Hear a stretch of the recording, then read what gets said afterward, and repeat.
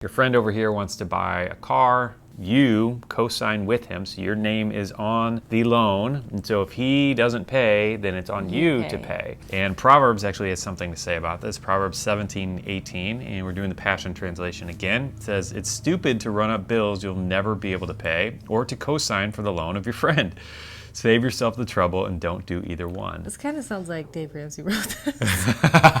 It sure does, doesn't it? You know, and at first glance, I think co-signing seems like it's a good idea because you're helping your friend out. But the reality is the numbers prove that it actually destroys a whole bunch of relationships, because a lot of times when somebody needs someone to help them co-sign, there's a reason why. And it's not always the case. There are sometimes some legit reasons, but oftentimes when somebody needs some co-signing help, there's a reason that the bank doesn't want to give them the money. And so you, as a co-signer, are taking on all that risk. If things go sour just a little bit, it often is very strenuous on the relationship. I think one of the best ways to handle this is just to give the money. And if you can't give the money, then don't co-sign. But if you view it as that, then that changes this whole thing completely. Okay, so we were talking about this, trying to figure out, like, is there a time when this makes sense?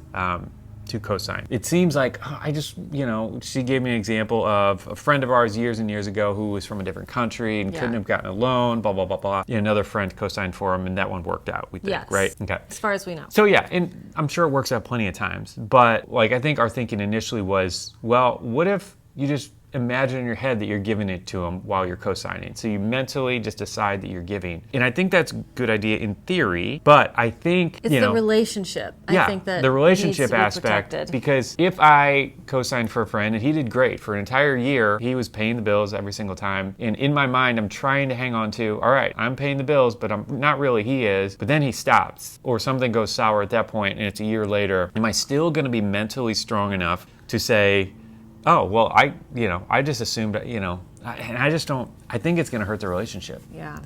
I think it probably will. There was a study done at creditcards.com of over 2,000 adults that talked about the negative results from co-signing loans. And it said 38% of co-signers had to pay some or all of the loan because the primary borrower did not. And then 28% of the co-signers experienced a drop in their credit score because the person they co-signed for paid late or not at all. Because that's the other thing people don't think about, is that it affects your credit score. And then 26% of the people said that the co-signing experience damaged the relationship for the people that they were co-signing with. It's the Bible. It's full of some really good wisdom. And this seems like such a hard one, though. And it really does seem is a like tricky a one. good thing to do. Yeah, and it seems like it, but I don't know. I think it's just a whole lot better to just give it. Just flat out give it. I think that's the way to do this and to really make it clean.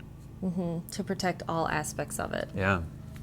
Interesting. All right, one more piece I want to add to this. This was actually an article in The Atlantic. Not at all a biblically focused article, but he came to the same conclusion. He said the same thing. He said, ultimately, you should just give them the money if that's what you want to do. If you want to help, give them the money. If not, don't co-sign. And he goes on to argue that there's no way I could afford to give it or whatever. And his point is, I'll quote this. He says, well, my friend, given the default rates of primary borrowers, that's what you're doing when you co-sign. With the additional cost of origination fees, interest payments, late fees, collection fees, a black mark on your credit report, and probably a destroyed relationship.